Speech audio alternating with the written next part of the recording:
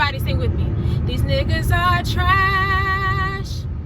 These niggas are trash.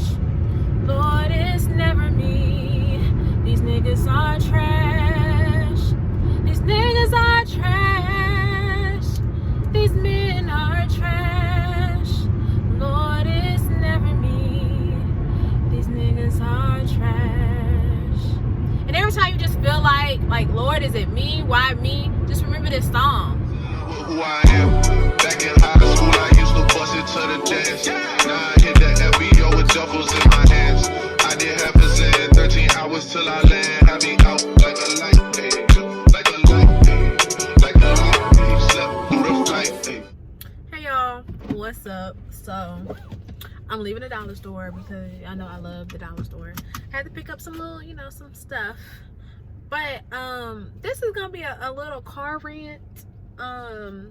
It's just been a lot of tomfoolery going on in the world, besides the election, besides the clown we have for a president.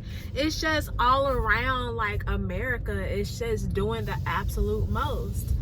And as if 2020 wasn't already bad enough, Ken cheated on Dearra. Now, a lot of people have been like, y'all too old to be invested in YouTube couples and blah, blah. Once you watch someone for years and their rise to fame and success is very admirable. You don't have to be, all in their business or whatever to care. It's just well, dang. It's like when Jay-Z cheated on Beyonce. It's as if Obama cheated on Michelle. Bruh, they were supposed to be the one YouTube couple that wasn't fake, wasn't doing it for views, but was actually supposed to win. And they have been together for years. So yes, people are gonna have thoughts and be sad. But I don't care if they was together for 3 months. Don't nobody wanna be cheated on. But at the same time, y'all, everybody gets cheated on, child. And to be completely honest, I've been cheated on before, and that is a pain that I would not ever wish on my worst enemy. That physically hurts, especially when you didn't do anything, when you've been doing your best, or needs weren't met or communicated, or whatever. Being cheated on sucks. But I thank God I was cheated on in private, because to be cheated on in front of the world, 8 billion people, everybody, it was on the shade room. Y'all know most of the time, that YouTube stuff, YouTube couples and YouTube famous people only make shade room teams. Nah, it was on the regular shade room page. That sucks. And to be such a beautiful girl, and then on top of that, the girl that Ken cheated with was married, had a whole family. And it's just where are your morals, But I'm not gonna, come here and talk about it, because I'm pretty sure there's plenty of videos on YouTube talking about what happened and what went on. If you don't know what I'm talking about, then go to the shade room. It's all there. And honestly, my thing is, Dearra, if you're watching this, granted, you got way more money invested in this relationship than me, but I also think about people like Keisha Anderson, who took back her cheating partner after he had a whole baby on her. Like I said, I've been cheated on before, and what helped me get through that was literally changing my perspective of the way that you think about things. And I think we as women need to always do that when it comes to any type of rejection, or when someone is being unfaithful, unloyal, whatever. You have to change your perspective of how you think about things. And sorry if the camera is shaky, child, because I'm driving. But you have to change your perspective. So by that, like for instance, whenever I had got cheated on, I was like, woe is me, God, why me? Why couldn't you just make this one thing work? Why did you? Lord, see, I told y'all, I'm on these roads and I can't even keep the camera still. But like, God, why me? Why did he have to do me like that? I was nothing but good to him, blah, blah. And then I decided, instead of saying why me, I started changing it to why not me. And when I say that, I mean it in And like, why would I want to be with someone of that character? What people do to you 9 times out of 10 has nothing to do with you. It's them. So when you're like, why would you do this to me? It's like, nah, why would you do that to yourself? I used to always tell my ex, when you play me, you play yourself. And what ends up happening is that, you know, they play you, and then what happens? They always try to come back, because it was never you. It is never your fault that you get cheated on, unless you know you were toxic or you did something. But 9 times out of 10, it's never their fault. It wasn't Dearra's fault she got cheated on. It wasn't Keisha's fault she got. Well,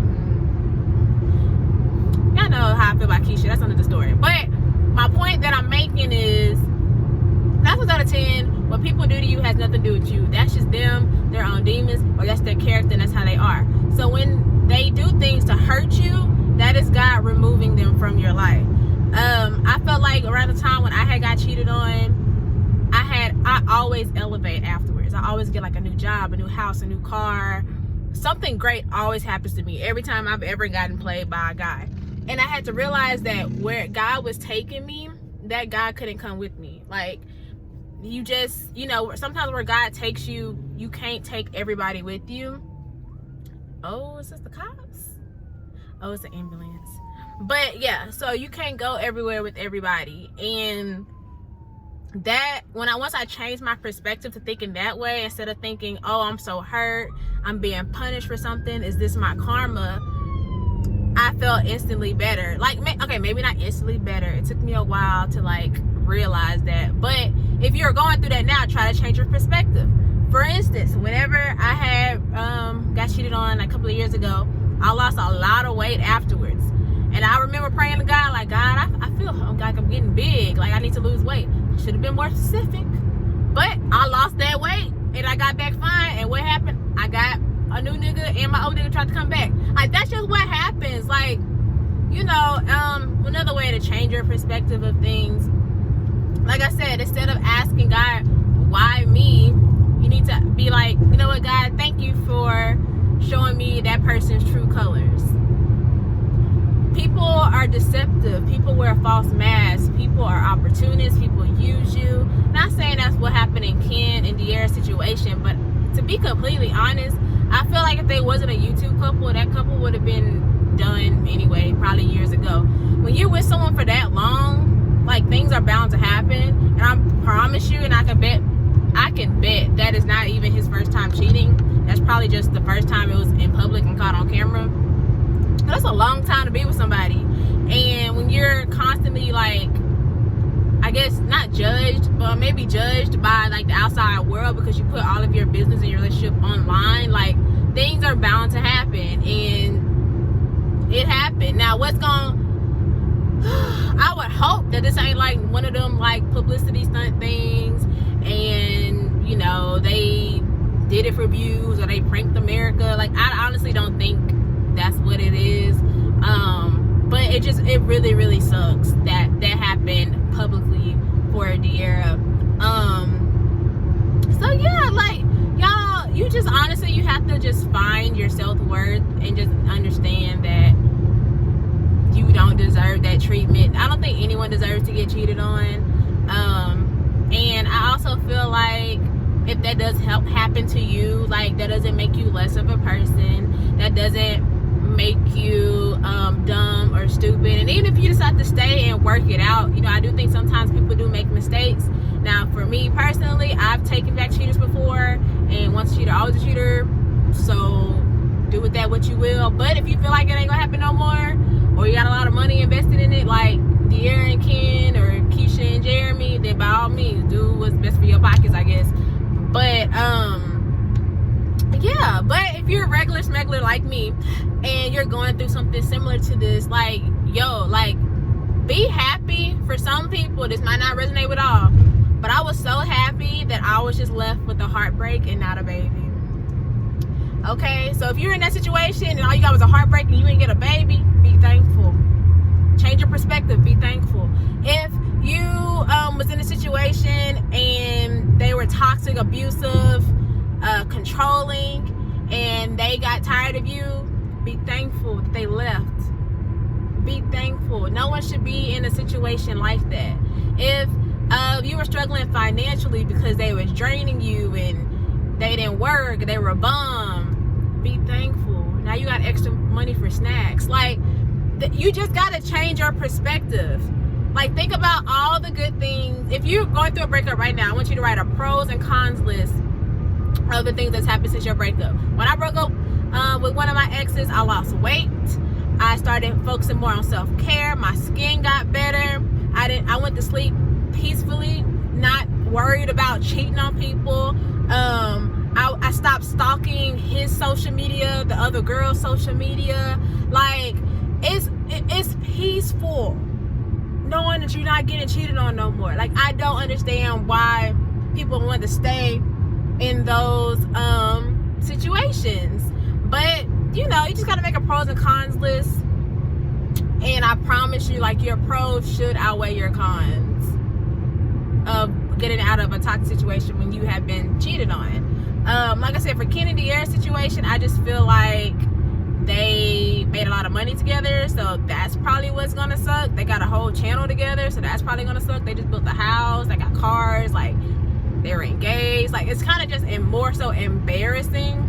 But I definitely think Dearra can bounce back from that, just like Queen did with Chris, and now Queen is with Clarence. So she can definitely bounce back from this, but it just still kind of sucks. I know for a fact that when I was in these situations where I got cheated on, it was never me. It was never me. Everybody who's ever cheated on me or played me has always came back and told me, A, they just wasn't ready, or B, it wasn't me, I was perfect. You know, they just thought that they wanted something else, and they realized it's not what they wanted once they left. So, and you know, being inspired by that, I actually wrote a song, you guys. I don't know if y'all guys know, but I've always wanted to be, I felt like I was like a praise and worship leader in my past life. So, I always like kind of write church songs and praise and worship songs. So, I'm kind of raspy, but this is how the song goes. These men are trash. These men are trash. Lord, it's never me. These men are trash. These men are trash. These men are trash. Lord, it's never me. These men are trash. Everybody sing with me. These niggas are trash. These niggas are trash. Lord, it's never me. These niggas are trash. These niggas are trash.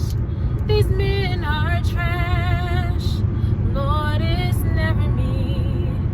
These niggas are trash. And every time you just feel like, Lord, is it me? Why me? Just remember this song. If you're white, say men, don't say niggas. But if you black, you know, remix it, you know, share it with me, sing along with me. If you guys want me to record it, let me know. But yeah, I always just sing that. Like, I've had exes that broke up with me years ago come back, slide in my DMs 10 years later, saying that they were sorry for stuff that happened 10 years ago. Like, it's never us, y'all. That's the whole point of this video. It's never you. It's never me. These niggas are just trash.